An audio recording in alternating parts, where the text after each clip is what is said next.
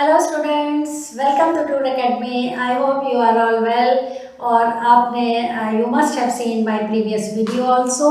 इसी का पहले before this decomposition reaction I have explained about combination reactions. So in this series I am explaining different types of reaction. तो first type का मैंने इससे पिछले वीडियो में explain किया था, that is combination reaction, and तीन एग्जाम्पल उसके तीन टाइप के एग्जाम्पल दिए थे, and this is decomposition reaction. This is just reverse of combination reaction. As the name suggests, decomposition reactions are those reactions in which a single substance gets decomposed, it breaks down into two or more than two substances.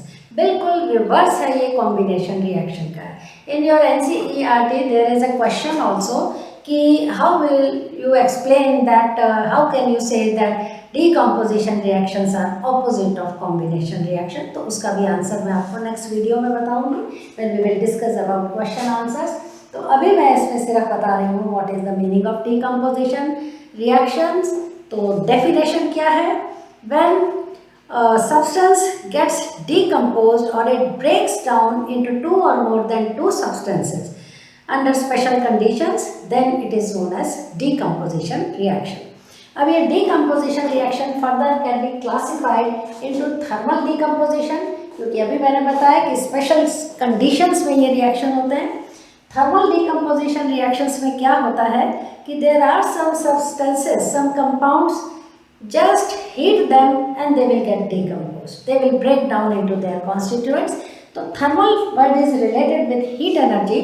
So what are thermal decomposition reactions? Thermal decomposition are for reaction, those reactions in which you heat the compound and it will get decomposed into its constituents, जिससे वो बना है उसमें it will break down. So these type of decomposition reactions are known as thermal decomposition reaction. Number two है electrical. There are some compounds which are having very strong bond between them, their constituents, so you cannot break down into their constituents just by heating. आप सिर्फ heat करके उनको decompose नहीं कर सकते हो, right?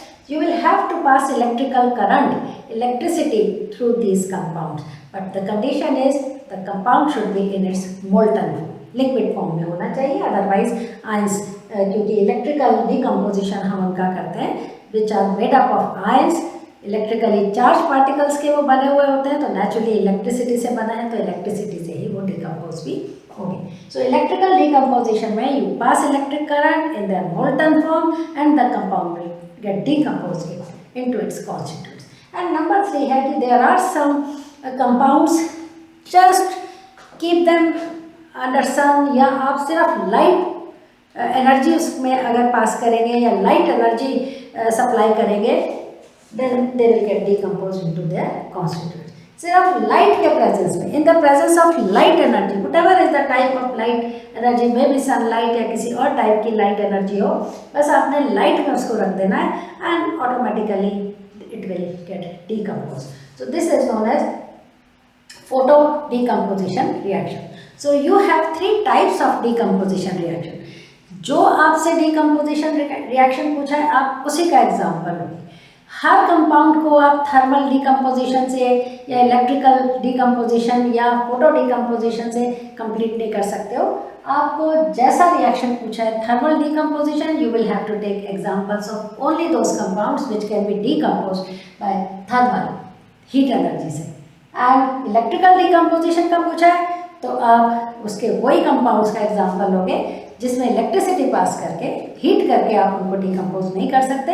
Electricity, you will have to pass electrical current. And photo decomposition में आपको बस सिर्फ उनको लाइट के प्रेजेंस में रखना है एंड दे विल गेट। सो हर एक के डिफरेंट एग्जाम्पल्स आपको रखने पड़ेंगे, राइट? तो सबसे पहले आपको मैं एक्सप्लेन करती हूँ thermal decomposition. As the name suggest, there are some compounds, just by heating them they will get decomposed into their constituents, और उसका well known example है calcium chloride, sorry CaCO3, this is calcium carbonate. calcium carbonate एक ऐसा compound है CaCO3 CO3 calcium carbonate, ये एक ऐसा compound है, आप सिर्फ इसको हीट करो, जस्ट हीट इट। हीट का सिंबल आप ऐसे भी लगा सकते हो। Just heat it, it will get decomposed, it will break down into calcium oxide and carbon dioxide gas. So this is an example of thermal decomposition. By heating this compound, you will decompose it into its constituent, that is calcium oxide and carbon dioxide gas. Another example you can take potassium KClO3, potassium chlorate. This is known as potassium chlorate. Just heat it. Heat का symbol है this delta symbol. KClO3 potassium chlorate को अगर आप heat करते हो, then it will get decomposed into KCl plus oxygen gas. Potassium chloride, ये मैंने balance कर दी। 10th क्लास के स्टैंडर्ड में you are expected to write balanced chemical equation. तो 2 KClO3, 2 potassium, 2 chlorine, 2 chlorine, 2 2s are 4, 3 2s are 6, यहाँ पे oxygen है लेकिन वहाँ पे 4 ही, इसमें 2 ही ऑक्सीजन है, तो if you write 3 2s are 6 oxygen, 3 2s are 6 oxygen. This is a balanced chemical equation. Potassium chloride को आप हीट करो, it will get decompose into potassium chloride and oxygen gas. This is potassium chlorate, right. Another example आप ले सकते हो, जैसे lead nitrate PbNO3 whole twice. Lead nitrate अगर आप लेते हो, then it will just heat it, it will get decomposed into PbO, lead oxide, plus NO2, nitrogen dioxide, plus साथ में इसमें एक कंपाउंड और बनेगा, that is known as oxygen gas, plus oxygen gas. You can balance it by writing here 2, दो यहाँ पे लिख दो 2 and 2, you can write here and 2, this is the balanced chemical equation. So यहाँ पे हमने क्या किया है, lead nitrate, it is a compound, just heat it or don't have to do anything, heat it and it will get decomposed into lead oxide, nitrogen dioxide and oxygen gas. So this is a balanced chemical equation. These are some of the examples where you can decompose a compound by heating it. Heat करने से ही वो decompose हो जाएगा। आपको मुझे एक और equation याद आ रही है इसकी, जो कि आपकी NCERT में भी दी हुई है, और वो इक्वेशन है आपकी ferrous sulphate, FeSO4। Ferrous sulphate, iron sulphate भी इसको बोल सकते हो आप। Just heat it, it will gate decompose into Fe2O3.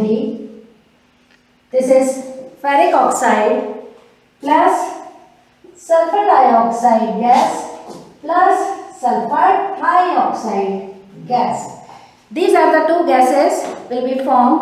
सिर्फ आपने इसको heat करना है and it will get decomposed into its oxide, that is ferric oxide है। Fe2O3 is known as iron oxide भी कह सकते हो, but we know that iron की valency sometimes it is 2, sometimes it is 3, so it forms 2 series of compound, ferric and ferrous. जहाँ पे iron की valency 3 होती है तो उस compounds will be known as ferric compounds, जहाँ पर आयरन की वैलेंसी 3 होती है वहाँ फेरिक कंपाउंड्स, एंड जहाँ वैलेंसी लेस होती है दैट इज 2, उनको फेरस कंपाउंड्स कहते हैं। Here you can see the valency of iron is 3, so it is ferric compound. Oxide है तो you can say ferric oxide. ये टाइम पे जब आपको मैं मेटलर्जी कराऊंगी तब फिर से ये मैं बात आपको रिपीट करके बताऊंगी कि there are some elements, there are some metals which have variable valencies. जैसे आयरन की valency sometimes it is 2, sometimes it is 3। Nature में दोनों तरह का आयरन मिलता है and it forms 2 series of compound like ferrous oxide, ferrous chloride, ferrous sulfate like this, ferric chloride, ferric oxide like this. So two series of compounds. यहाँ पे बनता है आपका Fe2O3, that is ferric oxide. So this is another example where you can show thermal decomposition.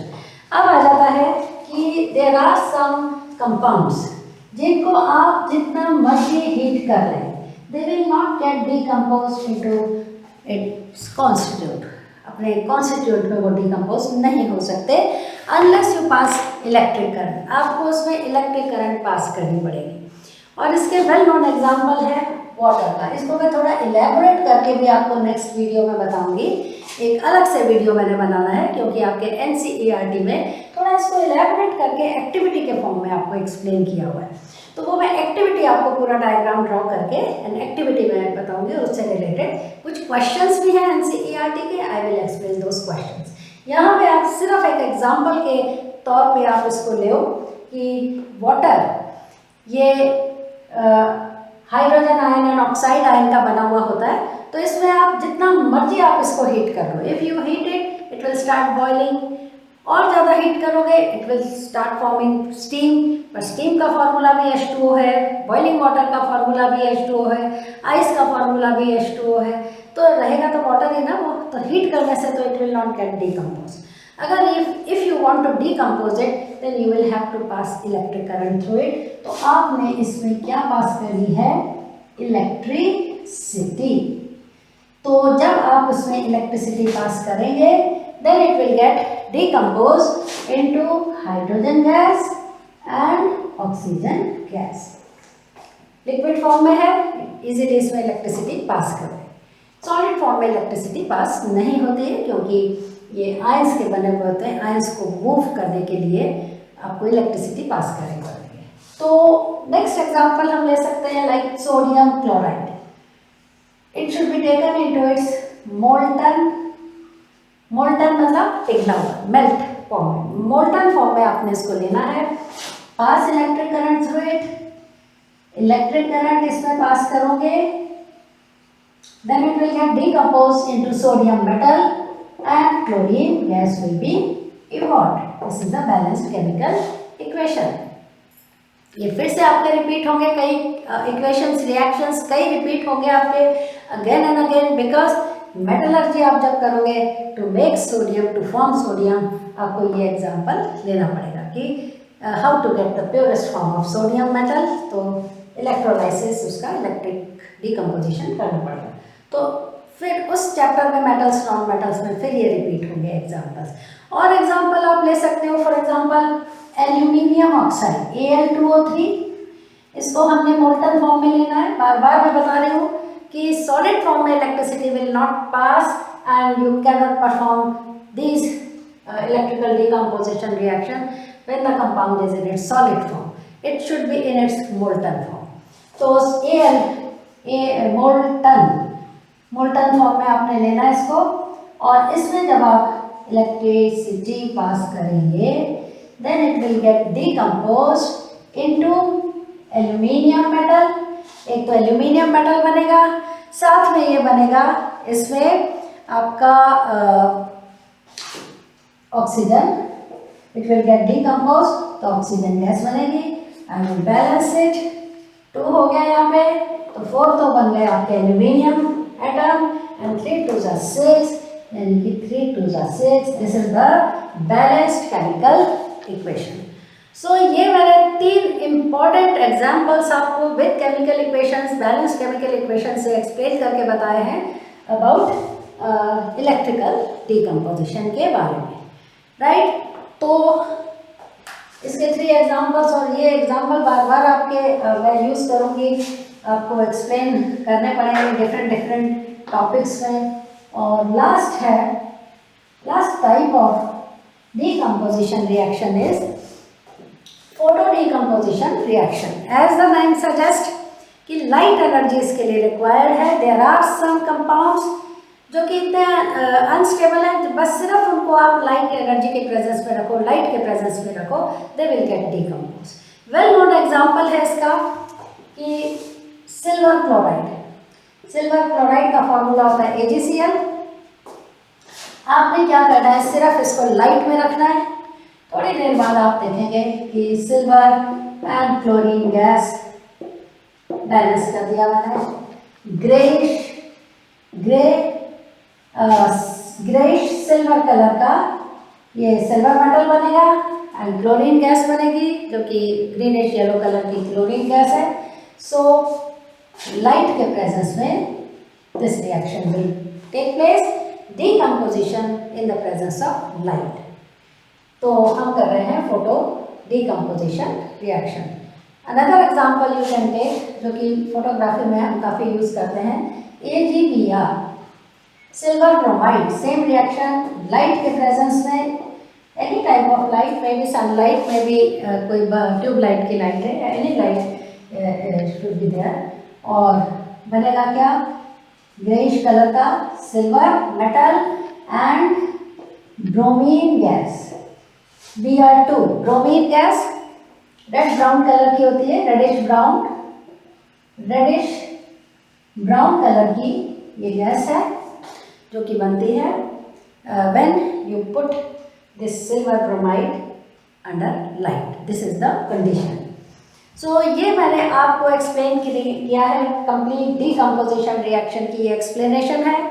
3 types के decomposition reaction मैंने आप बताए आपको, thermal decomposition, electrical decomposition and photo decomposition. So this is all about today. और इससे अगला जो मैं टॉपिक अब लेने के लिए नेक्स्ट वीडियो में बनाऊंगी, that will be your displacement reaction. ठीक है, सो आप कॉन्टिन्यूएशन में मेरे 1 by 1 टॉपिक लेते जाओगे and in this way we will complete the chapter. छोटे आपके ये मैं बना रही हूँ, आधे घंटे के ये आपके वीडियो नहीं है, सो आपको इतनी प्रॉब्लम नहीं होगी इसको करने में। नहीं तो कई बार मैं बहुत लंबे टॉपिक को थोड़ा इलेबोरेट करके जब बताती हूँ तो वीडियो बहुत लंबी हो जाती है, तो आपको बड़ी उसमें फिर बोरिंग सा लगने लग जाता है। सो इसलिए मैं अपना I am trying my best to make video small, ज़्यादा से ज़्यादा 15-16 मिनट की आपकी वीडियो होगी। एंड तो एक टॉपिक में सिर्फ only 1 topic I am taking. So thank you so much for watching my video. Please subscribe my channel ताकि आपको नए और वीडियो डिफरेंट, अभी मैंने बायो के भी टॉपिक लेने हैं, न्यूट्रिशन वाला chapter, and I will start light also simultaneously. आपके 3 चैप्टर के वीडियोज़ में I am going to make. So thank you so much for watching my video.